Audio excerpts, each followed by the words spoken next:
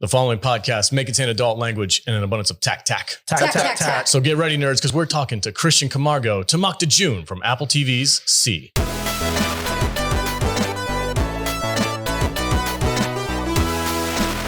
Welcome, everybody, and thank you so much for joining us on this special episode of the Salty Nerd Podcast. I am joined, as always, by my fantastic panel of nerds. Matt Vader 74 is here. Welcome, sir. Hi. Is your heart pounding as hard as mine is? I'm like, whoa. We have a legit actor on Yeah, the we show do. today. Also, Jude is here, our ambassador of estrogen. Welcome. Hello. Are you excited? Dude, it's Tamacti Jun Day. It's Tamacti Jun Day.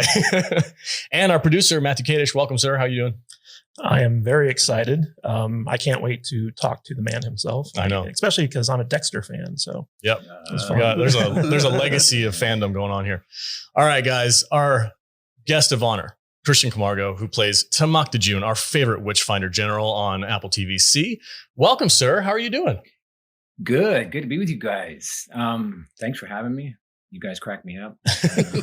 I just can't wait to, hear what you have to say. Right on. So what's it feel like to be the man who's forgotten more about murder than most people will ever know? Yeah. There's actually a line in a coming up episode where he's like, well, the guy dies because, he burnt someone. And then I'm like, yeah, well, I've killed more women, children, and old men than I can ever remember. I think he's having a little senior moment in this season, and that's helpful. Yeah, Yes. a little remembrance. Okay, so my question for you, sir. I have actually a question about your costume design. There's something going on in the back of the character's head. He's having like this leather patch that's strapped to his ears with these spikes. It's very unique, very strange. And I've been watching this for 2 seasons going, why? What is going on there? Is there a backstory to that? The back story is like the front story. I just got big ears. And really, when we saw Tamacti, I was like, this guy's a pit bull. Like he like an attack pit bull, like one that's trained to kill. And so I wanted to bring his ears like a full back, like badass pit bull. Oh, okay. And so we brought them back for that purpose, but also there's a talking to an armorer, and it was like, well, let's put, like, you would want to protect the back of your neck. You can't really see when things are coming at you. So let's make this band part of the armor. And I was like, yeah. So okay. We got both the look and the functionality. And it was like, yeah, this makes a lot of sense. This guy's going to armor up. And then the piercings of the ears, the scarification on the side of his head, that's all sort of, rank the way that we sort of define the sect that you're in, the Witchfinder, regiment that you're part of. Okay. And he's got more piercings and scars than anyone, so he's been around. See, I always thought that the leather patch was kind of like a Pulp Fiction Marcellus Wallace callback, like with the Band-Aid. Someone sucked Tamacti Jun's soul out of his body a little while back. Hey, put it right back. Yeah. That's pretty cool. Jude, you were next. Go ahead. Okay, so I was wondering if going into playing Tamacti Jun in season 1, did you come up with your own backstory for him? Yeah, I mean, it's sort of there. It's sort of all in there in the fact that, here's a guy that is committed to his ethos, his queen, and he's on the road for 20 years. And the one thing that I filled in is, my question was, what did he leave behind? Like, does he have a family? Does he have children? Did he have any kind of normal life? And the easiest answer would be to say no. But I was like, no, he's got a full-on family. He's sacrificed a hell of a lot to do what he's doing. Mm-hmm. And that sort of, to me, made it more impactful when he finds that, Kanzo was completely destroyed. Yeah, I feel like that gave the character so many more layers, and it made him just a richer character in general. Oh, for sure. Yeah, when he references that in season 2 about, like, I've lost everything that I've ever had, like, that was a big moment. So that was a great. So did the writers of season 2 take that and kind of incorporate it into the story? I think so. I mean, I sat down with Jonathan Tropper and we talked about, well, there's a big emphasis when Tropper came in to sort of, even emphasize even more about the family, Baba and Magra's family. And I was saying to Tropper, is like, well, Tamacti's got a family too. And it's like, that this is horrible, what has happened. So let's sort of mirror that theme and of family and what that means. And what does it mean to someone who's lost everything? Definitely makes him a little bit more empathetic Oh, for sure. Yeah. Yeah. sympathetic, I guess, as a character. You know, you kind of care about his motivations a little And bit. that's big for a character who's basically the antagonist for most of Yeah. season 2 or Right. season one. You know? Yeah. Um, Yeah. Speaking of season 1, I'll go into my question here. When you guys were filming that last episode and they left you for dead in that tent in the Silk City, Silk right? City. Yeah. Did you know you were coming back for season 2? What was going on there? Well, when they shot that scene, the scene that you actually see in season 1, I didn't know if I was coming back at all because the whole place actually was on fire. It was supposed to be like, you know, pyrotechnics and all of that, and I'm sort of being stabbed, and my eyes closed, and I'm like, man, this smells really like smoke. This is special effects. And I was like, it got thicker and thicker. And I hear people coughing. Then I hear people yelling. And all of a sudden, this guy in a complete suit, like closed up fire suit, just tackles me and grabs me and drags me out of there. And the whole thing just imploded. Wow. I didn't even know. I didn't even know if I was coming back at all. Because you were acting. I was so into the moment. Like, but that was for real. So when you actually go back and see that final scene, you know, all the flames on the wall and everything else, and they had this camera on a crane all the way in there, and all that was real. It was all Wow. It was like, hopefully we got it. So you thought you were done for. But to answer your question for real, we didn't know. We didn't know. So I was only contracted for that year. And there was a lot of questions to ask whether I was going to come back. What was I going to do? What was the story? How are you going to, where are you going to take this guy? Yeah. So there was some discussion that needed to happen, and we didn't know. So we just left it completely open. Because I know it was for me when they implied that Tamacti Jun was dead. I was angry. I was like, oh man, he's like the best character and he's dead. No. You know, to be honest, like, because the place was burning down, we weren't able to actually finish out the scene completely because to be honest, the crane was supposed to push in, you're supposed to see Tamacti, and then we were going to keep an option where at the last second, boom, the eyes open. And then it's out. Yeah. And that was going to be a kind of you know, right. but because, you know, we were going to die, we cut the scene early. How dare they save your life? It would have been worth it. Well, it's purely because they thought there might be a need for a second season 2. You know, if they didn't, they would have just let me die. Well, what was funny is like when we saw that last shot, I turned to Jude when we were watching. I was like, he's not dead. He's coming back. And then like in that season 2 episode where you're in the prison cell next to Baba Voss and you show up, I'm like, I knew it. We cheered out loud and like threw our hands in the air. We even did it on the recording of that episode review. We were like, Tamacti Jun! We all put our hands up. You're so freaking stoked that you were back. It was supposed to be a total surprise. You know, like they didn't put me in any of the marketing or press or this or that. And I was like, okay. And then, you know, that first episode comes out and it's Christian Camargo in it. I was like, oh. I was like, oh. I just surprised. I'm sorry. I just need them to bring your boy back. Witchfinder Arayu? Yeah, Christian Sloan. Ayura. Yeah, he just needs to like brood around the camera around you a little bit. Yeah, it's funny in episode 7 when he calls out his Ayura. And it wasn't that guy. I was like, oh man, such a missed opportunity. I know. And purely, you know, Vancouver to Toronto, that's what you get. You have to find new Ayuras. Well, we're gonna campaign to bring Christian Sloan back. I've reached out to him on Instagram and he's like, oh my God, thank you guys so much. I'd love to work on it. He's like the true villain of the series. He comes back. There should be a spinoff just on on those two. Witchfinders. I compared them to Sundance and Butch Cassidy and the Sundance Kid. I was like, that's the spinoff right there. The whole show was just them wandering the hills of Pennsylvania for 20 years, killing witches. That's it. I'm in. 8 seasons. Absolutely do that. All right, Kadish, I think you're next, bro. All right. So kind of along the same lines of your Witchfinders, we find out this season that Toad was one of your Witchfinders in season 1, even though we never see him. So what can you tell us about Tamacti Jun and Toad's relationship that we didn't see in the first season? Good one. That was not developed at all. There was no talk of that in the notes, but I've got to fill in stuff all the time. So what I've filled in, I have no idea if that's really the reality, but Toad is sort of a higher ranking, Witchfinder that would have been off.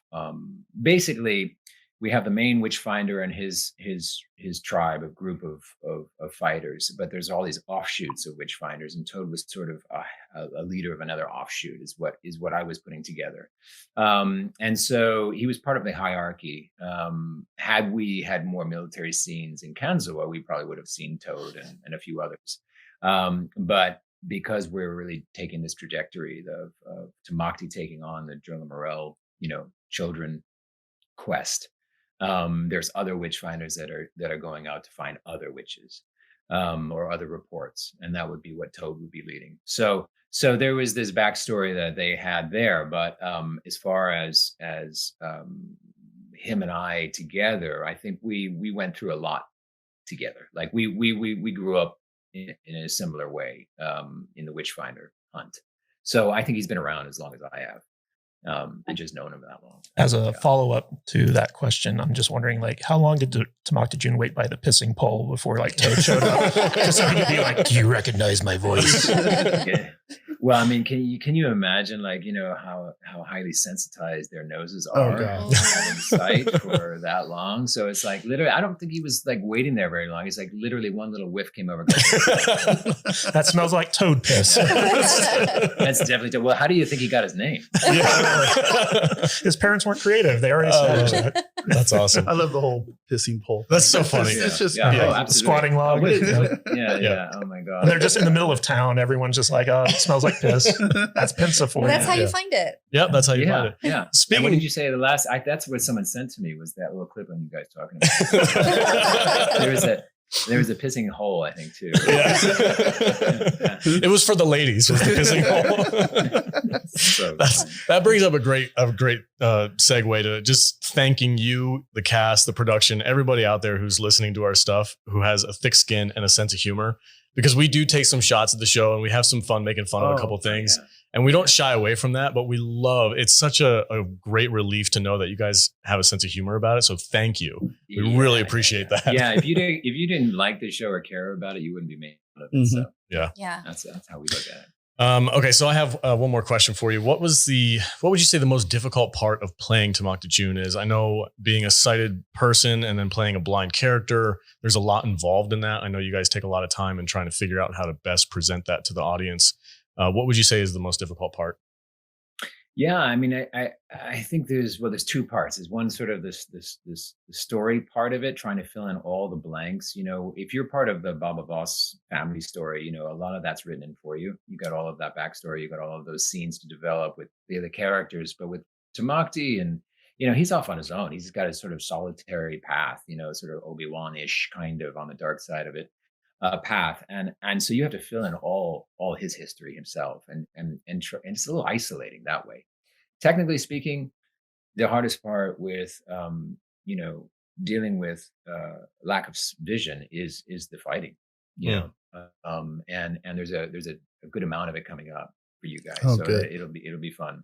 But it's challenging because you're having to really place the shots without looking, and working very, very hard with the stunt team. I mean, they're like incredibly great stunt team working on this thing. So, I broke my thumb. There's other people that had a lot of other issues. I mean, we beat ourselves up on this. Oh, wow. Did you guys have to do some kind of like boot camp kind of stuff like other actors have done for pictures before? Yeah, we did it when we started the show. The first season in Vancouver, we had like a month and a half to really dive in, which for television is like, you never hear about that. I mean, you never get that kind of time to prep. And a fair amount of that was working with Joe Strecce, our blind consultant who was born with some vision, but then lost it very early, young in life, and has been sort of, working with actors for a very long time to try to get them to imagine the what if. We'll never know what it's like. We never pretend to know what it's like. We just he just throws us some obstacles, some tools, and so I remember going into the studio with him for a long time. We worked with movement. We worked with how voice travels. We tied a blindfold around my face for a whole day, working around, Oh, walking wow. around, bumping into everything, falling down the stairs, you name it, and then, working with weapons, and it was really pretty cool. We were also really involved with designing, our costume, our weapons. That was a lot of fun to sort of design Tamacti's swords, or just work with that, with the props team Mhm. on that. So it was super collaborative, super great. You never get that opportunity cool. generally. So I wanted to ask you, so your character is such a badass that I almost forget that he's blind sometimes. So what I've noticed Yeah. throughout seasons 1 and 2 is that it seems like the show is saying that the sighted are the ones that are the true handicapped people. Is that a coincidence, or is the show just doing a really, really good job of sending that message without forcing that message? Well, hopefully it's not being forced out there. It's but I do definitely think not. I do think that is the message, though. I think that, I here knew we it. are in this. I think that, here we are in this. The world has been decimated, and those of us still living that believe that sight is the Antichrist is the reason why we're here in this destitute situation is because of them, the sighted. They're the ones that sort of overdeveloped, over manipulated the earth. It gave birth to this virus, which is very interesting, Mhm. that came and wiped out, the majority of human beings. And it's very strange. I read in like, what was it? Upworthy, I think that site on Instagram was profiling a young woman who lost her sight due to COVID, and she was jogging a Oh, marathon. wow. And I was like, wow, the parallels here, Mhm. the all of that is super intense. And so, yes, I think that is the reason why sighted people are vilified or turned into witches. There's this kind of everywhere you go, you see man's destruction, the Iron Age of default, like bridges collapsing, planes, all this kind of stuff. This is where we came from. This is where we are now, as we're watching the show. But that's the statement. Case, you have anything else? Yeah. I was wondering what advice you can give to all the men out there on how to grow and maintain such a magnificent beard. Hey, whoa. Shots fired. Come on now. Yeah, well, work on your touch. Work on your touch. Because, if you don't have sight, your other senses are super defined. So, man, we're like picking on. Yeah. We got the special oil. The one thing they haven't figured out, or Tamacti hasn't figured out, is dentistry. Mm. We're working on it. That leads into one of my questions. So, you're unrecognizable as this character. It took me a while before I realized that it was you playing this character. And it, like, even down to your voice, it seems Yeah. like everything that you do about Tamacti Jun is a specific choice. Is that you, or is that direction, or is it No, both? that was me. That was me. And I was so grateful to have like Stephen Knight and Francis Lawrence, mainly Francis, and well, the whole team, Trish Somerville, who did the costume. She's amazing. And props and everybody, but the collaborative nature of it. And I had some real strong ideas, because when I first got the are you interested in this email, it was like, are you interested in the, blind general? And I was like, I had no idea what the story was, what the backstory, I had no idea. Blind general. I was like, okay. So I thought this was like, a general in the West Wing or something that Mhm. lost his sight due to, the Gulf War or something. They were keeping it so secretive. So I had no idea. And then when I found out more of the stuff, I was like, wow, I have to really go there. I have to find something different. Mhm. So my magical what if brain just went into, like, okay, we're hundreds of years in the future, speaking to your earlier point about, sometimes you can't tell that he's blind. Well, that's me going, we're so much further advanced in our other senses that I think even the characters beyond who we consider, naturally blind people, how they would behave today, his senses and sight, sound, taste, smell, Mhm. they've all gone, bionic. So I feel like the way that, he uses his cane, the way that he touches, the way he feels and fights, are going to be so much more advanced than we would ever imagine today. So I really created that. And then when I worked with the prosthetics department, Toby Linda and Lanny Brown, that we developed the scarification, we developed the ears and the piercings, and then all of a sudden, when the teeth went in, I started to like really feel this voice come on, and I was like, "Oh, okay, this is the guy. This is the guy." And it's been so sort of changed over the many years. We don't know if it's Europe, we don't know if it's America, we don't know where the hell this accent's coming from, you know. And a little bit of that was working with, you know, Sylvia Hooks on her Queen Kane, because she decided to shave her head. I was like, okay, I'm shaving my head. Yeah. That was one of my questions for her. Yeah. No, she started it, and I was like, well, I got to do the same thing, and it really worked. So we really evolved through collaboration, you know, to figure out what our characters would be. So it was super cool because we had the time. You know, it's like we didn't like just say just show up and go, oh, you know, you got to go to set and just do the job. We had time to develop it. That's really cool. That's cool. Yeah. Sylvia Hooks. Is it Hooks, right? Hooks. Yeah. Hooks? He said Hooks. He said Hooks. I don't know. Sylvia Hooks. Hooks. No, Okay. Okay. Now you got me doubting, and she's like my set wife. Sylvia has such a distinctive voice. That's like one of the things we picked up on very early on. We're like, oh my gosh, what is she doing right now? It's freaking me out. So it's really cool that you guys have all kind of developed your own characters and stuff. That's awesome. Speaking of working with your set wife, Sylvia, do you have a favorite moment between seasons 1 and 2 on set where you were just like, man, this is a freaking good day on set? Like a moment that just really solidified making this show for you? Well, I had one of the, it's sort of the opposite, but it's sort of as significant. I had one of the most like, oh, this is the most terrifying day of my life. and that was with Sylvia on top of this dam. Okay.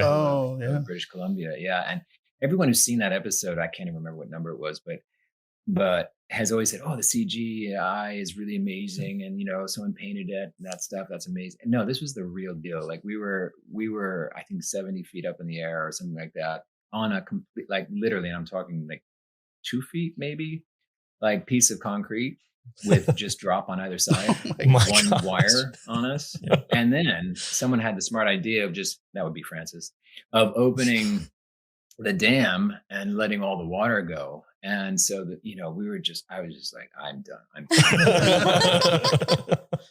done. I was like, I can't believe they're taking this seriously. Like they're taking it really seriously.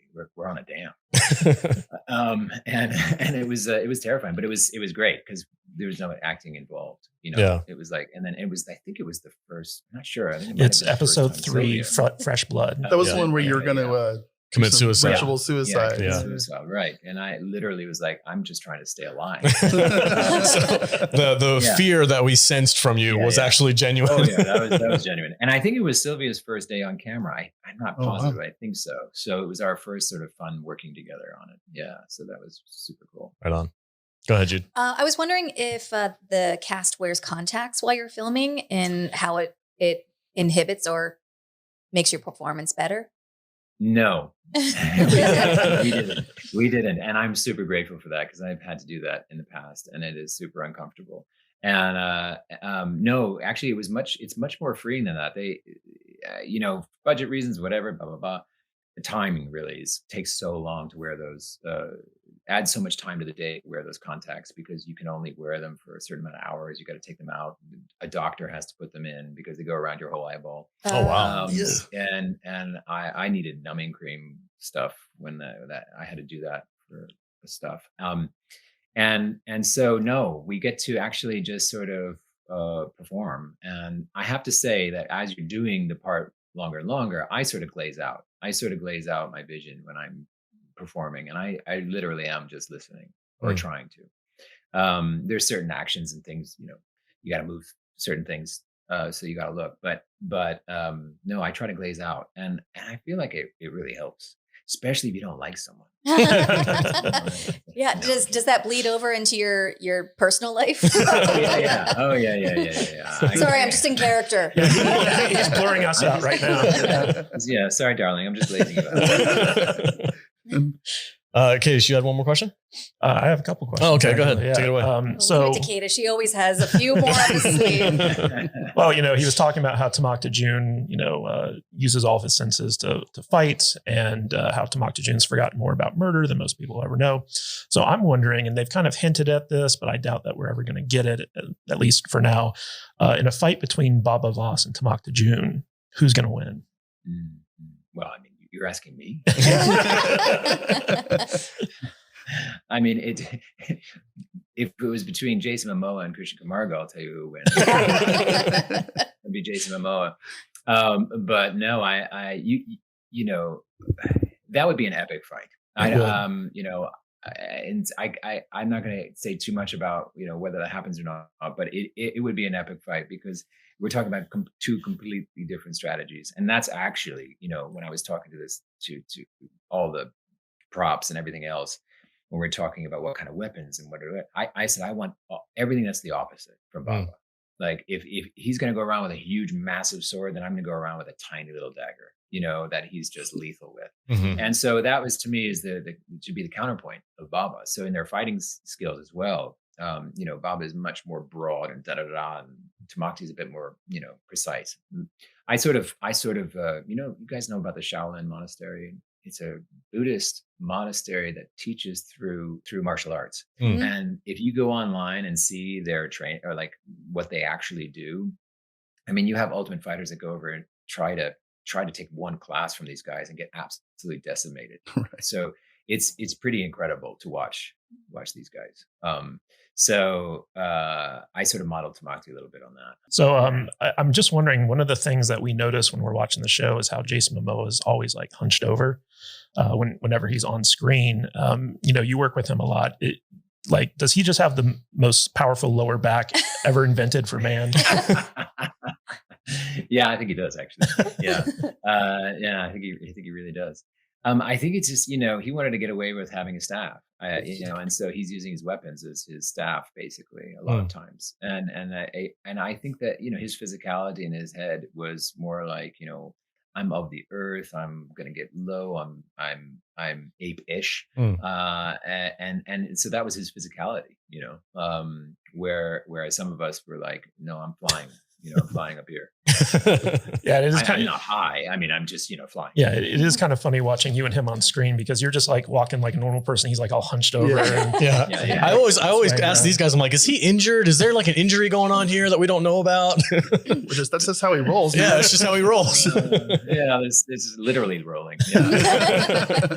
So one of the things that I've been wondering since season 1 is like, you're leading this Witchfinder army through wilderness and stuff like that. And I just have so many like logistical questions. I don't know if you can fill these in, but one of the biggest thing I've always wondered about is how are Witchfinders able to travel through terrain where they don't know like what's in front of them or like where necessarily like north, south, and east is? Like, do you know anything about how your army kind of like traverses the land?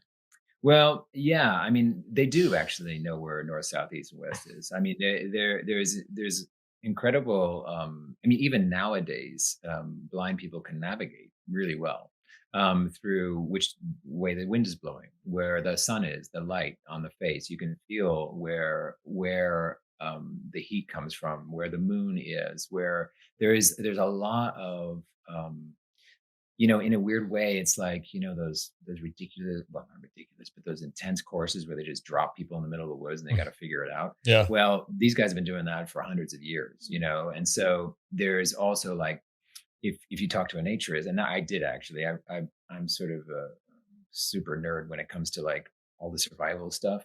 And it's like, you can find like what kind of, where does the growth on the tree, lay? And that'll give you the direction of where, the sun comes up at this certain hour, when is it open? Where's the moisture in the ground?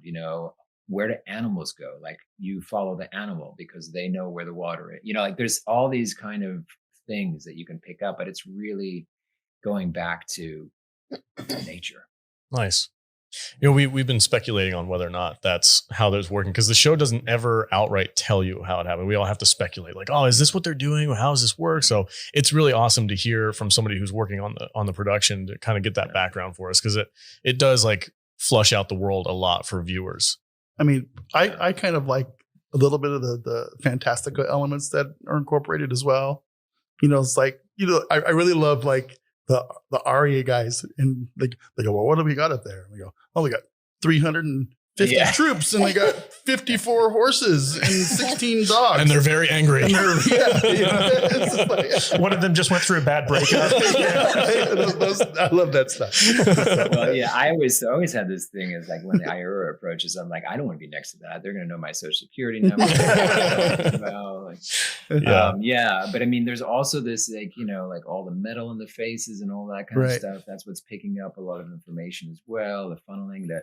Yeah, it is wild. But if you think about it, you know, hundreds of years in the future, and you're minus one of, you know, our senses. What are the others doing? Yeah. You know, and I always feel like the IURA, and this is not part of the wiki, but this is my own philosophy about it, is that the IURA is missing another element. So it makes the listening even stronger. So they might not have taste. They might not have touch, you know, so that makes the other over, you know, it's almost like the castrati where they would just have, you know, just generations of people with this kind of deformity. But in this case, it would be maybe families that are missing, you know, two elements of the senses. And so it increases their hearing even, you know, exponentially. So there's ways of bringing in science and merging it with fantasy that I love about this show, because it's not just, you know, complete fabrication. You know, it's actually going, no, what if, you know, this evolved here, this evolved there, did this? Because the first question is, what, this is hundreds of years in the future and you're all living like, you know, a tribe in the Serengeti. It's like, well, this could actually happen. You know, this is the logic behind it. Yeah, some of the funnest parts of this show are like the world building, like when we get those little tastes of like, oh, okay, this is how things are now. But one of the things I wanted to ask you, because I think you could probably settle it for us, is we're kind of confused on the bells. Like, do only royalty have bells that they jingle? Jude, you want to? Yeah, she's got her bells on today. Well, that means you're royalty. Yeah. So like, yes, I know. So like, the God Flame gave them to me. We've had Do you need a moment? Gotta go pray. Just gonna go pray. You all can stay. We've actually had arguments over like, why can't other people make bells and just pretend to be royalty? Can you answer that? Yeah, that's a really good question, and I cannot answer that. I have my own. You know, that would be a good one for Sylvia. But you know, there is a difference in metal, and I know that you know, a lot of these cities sort of hoard their metals, and that's also why we have, you know, the god bone is precious. You know, these different kinds of metal. So the way that these rings sound, I think is you know, unlike anything else. We can pick that up to everyone else, to those of us, you know, it sounds like bells, but I think we can pick up what that metal is. Oh, okay. Oh, I love that. Cool. Yeah. That's good world building. I'm the queen of Las Vegas. Okay. We'll take it. I'll take it. Oh, speaking of world building. So like this, we've speculated in season 1 and we got confirmation this season that it takes place in Pennsylvania. And then we have the Ganites, who we're assuming is like Cleveland area, Ohio. And then do you know, can you tell us, I don't know if this is going to get into spoilers or not, but can you tell us if there's any plans to kind of expand the story and maybe like somebody from New York is going to show up, or those darn Canadians? Yeah, the Canadians, the French Canadians are going to come down south or something like that. Really trying to get JCVD as the leader of the French Canadians to come down. Right. You know, the Detrojans from Detroit. Yeah. I mean, yeah. Well, you know, I think you'll probably see a little references to that, because coming up in the next season, there's some tactics, there's some fighting that it really incorporates some other areas. Excellent. But will we actually go into? Yeah, it's hard to say without spoiling. Okay. Yeah. All right. No worries. Well, that's good. That's good. Because I've been wondering, like, how do different areas fight? Because we got Baba Voss, who's, like you said, is very earthy. He's very ape-like. He's a mountain man. He's a mountain man. Then you got you. He's very precise and tactile, like a Buddhist monk. Went to Witchfinder Yeah. boot camp. Yeah. So I'm like wondering what the people from New York might fight like, or what the people from out west might fight like, if there's a difference. Yeah, like the New York tribe just comes out and is like, hey, you talking to me? You talking to me? What are you doing? I'm walking here. Yeah, they've broken all the bottles already. So As long as they got those plastic bottles We're good. that don't ever decompose. yeah, You know, no, so- decompose. Yeah, exactly. So I got to ask. So at any point in season 3, like, are we going to get a Tamacti Jun and Kofun scene where Tamacti Jun just slaps him around a little bit? Poor Archie. Yeah, it's a really hard one. But no, I could probably say no to that. Do I think it would have been a good thing to do for Kofun? Maybe. but no, he toughens up. He toughens up. All right. Good. Yeah, I hope so, because man, we really need him to get it together. We can see he's been on a journey. Yeah. The getting there has been real good for us. Poor kid. I know. Come on, man. Nesta reached out to me on Instagram, and when we first found out that you guys were watching the show, and she's like, "Hey, we love what you guys are doing. It's a lot of fun. Or also, leave my brother alone." I think he gets it from a lot of people. Yeah, that poor guy. I mean, he's playing. He didn't write it. Yeah. He's also. It's also part of the story. It's like how you go from child to man, and how you become something, and it's also it's not just man, it's womanhood, it's adulthood, it's just being sort of responsible and taking ownership of where you are and who you are. Yeah, and that's what I think where his journey has to be. I'm looking forward to it coming to a climax here with him and dealing with we just watched episode 7, and we're going to talk about that today, which is wild. That was a crazy episode. Great episode. So we're looking forward to chatting about that. But your new armor is sick. I have a whole thing about it in my fashion report. Oh my gosh. Oh, I can't wait to hear that. Oh, and the sword that you used in episode 7 too was freaking badass. It was like this, it was like serrated, like old, like mill saw blade or something. Yeah, it was freaking dope. Those are the most fun to sort of talk to props about. What sword does he have now? Mm-hmm. And I can't wait to hear the fashion. Oh, thanks.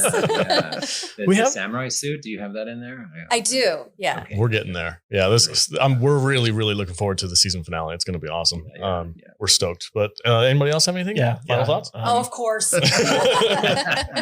Going back to season 1, we all know that Boots is really bad at stuff, especially murder.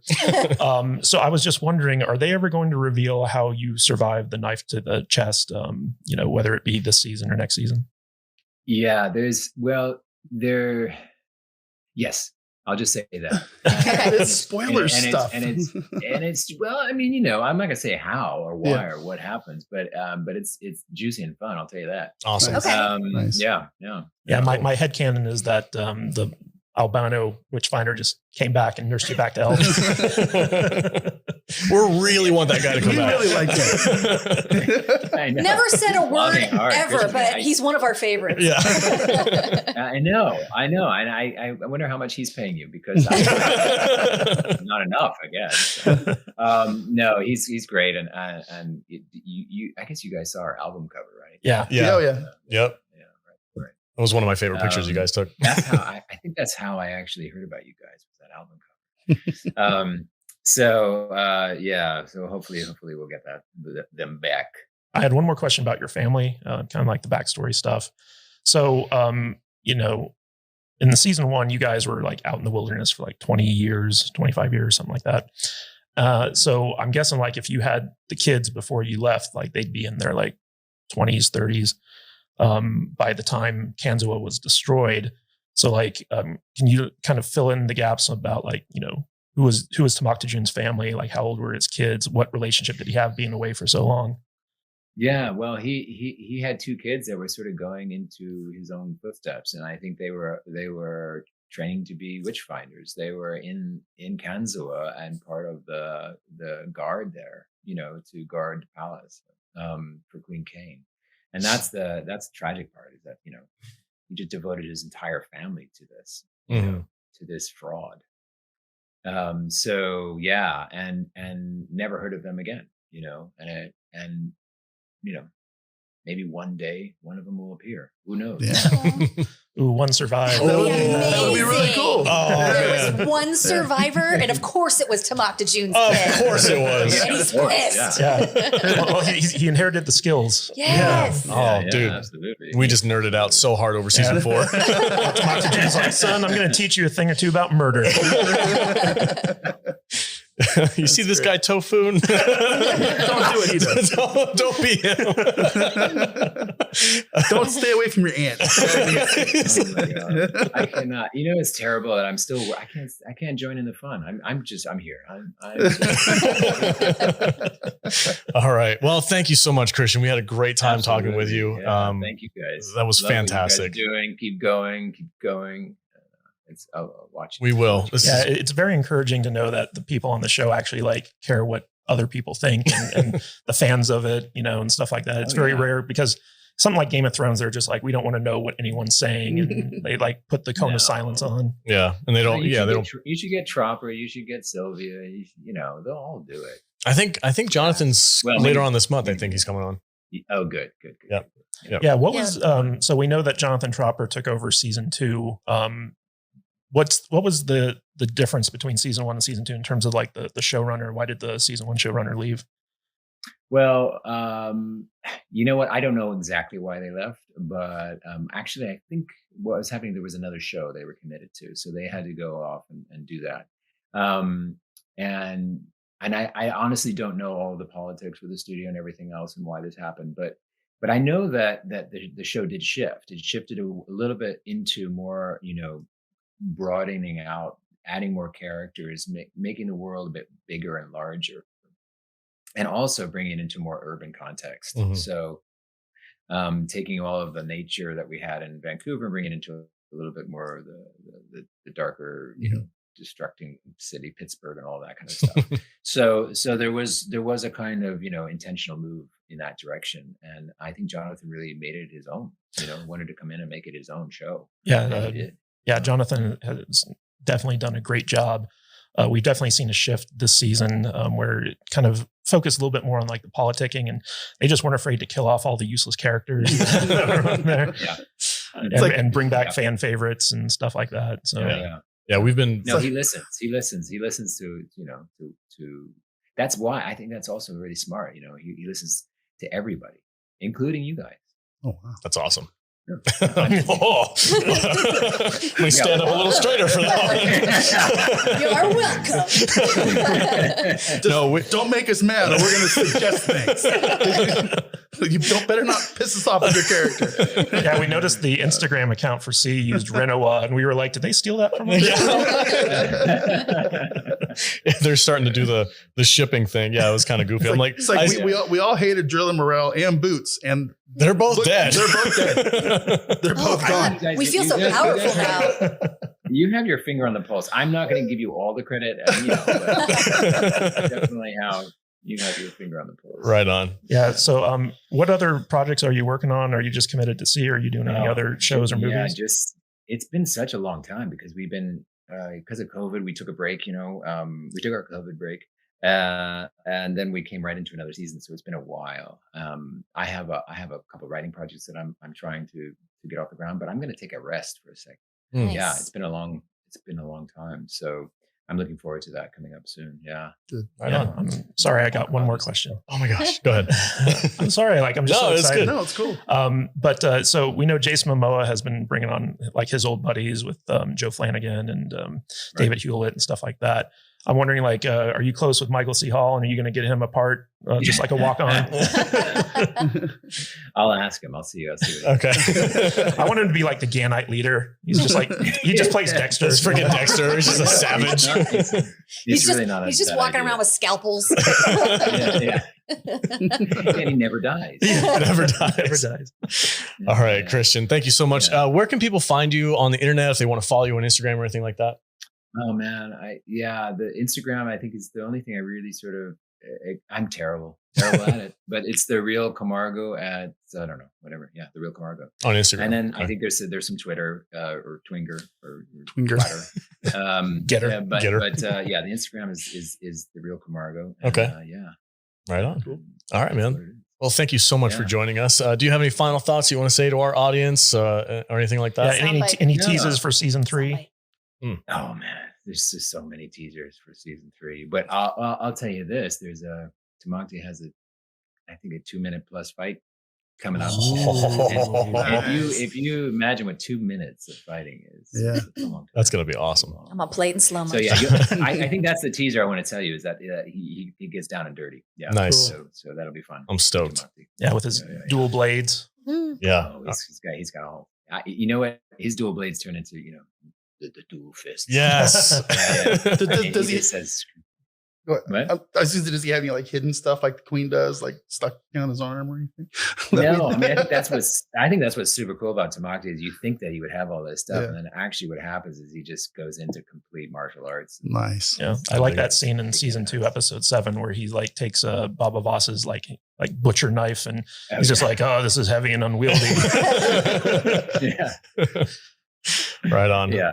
See, there you go. All right. All right. Thanks for talking, you guys. Yeah, of You guys course. rock. All right, guys. Thank you so much for joining us on today's episode of the Salty Nerd Podcast. I hope you enjoyed our interview with Christian Camargo. Stay tuned. If you are not subscribed to this channel because we have a couple other interviews with some awesome people from the C cast and production and crew. So stay tuned for that. Those will be rolling out over the next couple of months. And Matt Vader, where can we find you on the socials as we sign off here, bud? Hey man, you can find me at Matt Vader 74 on the Twitter, Instagram. I do TikTok a little bit, and my You own have YouTube great channel. TikToks. No, they're not. They're terrible. But yeah, that's where you can find me. All right. Jude, where can they find you at? His TikToks are really good. You can find me at I am Jude Juju on Instagram, Twitter, and also TikTok. And Matthew Kadish. You can find me at Matthew Kadish, Kadish on Twitter, and kadishbooks.com will take you to my Amazon page. And also, how great was Christian just being like a cool guest and Such Yeah. a cool guy. Super agreeing awesome. to come on our like stupid little podcast to talk about his big budget Apple TV show. That's you know. awesome. That's awesome. Yeah, like he's a real class act. We really thank him for coming on board. Like you said, we've got other interviews lined up with cast and crew from the CTV show that we're really looking forward to, getting all of our questions answered and all that good stuff. We're getting down to the bottom of what is this fucking world? Yeah, we're very excited. Peacock feathers and horseshit. Peacock feathers and horseshit. The next Yeah. couple of months is going to be really And exciting. he for us. confirmed the pissing hole and the Yeah. squatting log and all that stuff. All right, guys. I'm your host, Alex, the Salty Nerd. You can catch me on our Discord app. Go to saltynerddiscord.com. And if you want to support this channel and support what we do so we don't have to rely on YouTube algorithms or we don't have to worry about being taken down, go to saltynerdclub.com and join the club. You are going to get access to 4 exclusive podcasts every single month, plus behind the scenes stuff. Like we let people know ahead of time when we're talking to production or actors or something like that. That's all membership only stuff. We give you guys a heads up on that. And also and we you can do- make us watch stuff. yeah, and you can tell us, hey, you should watch this show, and then we'll be like, shit.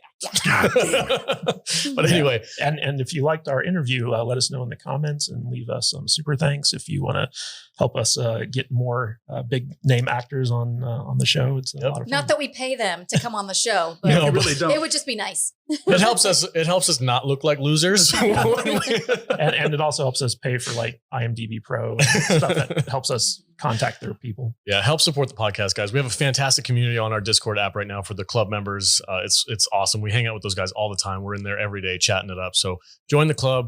It's only $5 a month. You guys get a huge value for it, and we'd really appreciate the support. Yeah, and tack. Stay tack, my friends.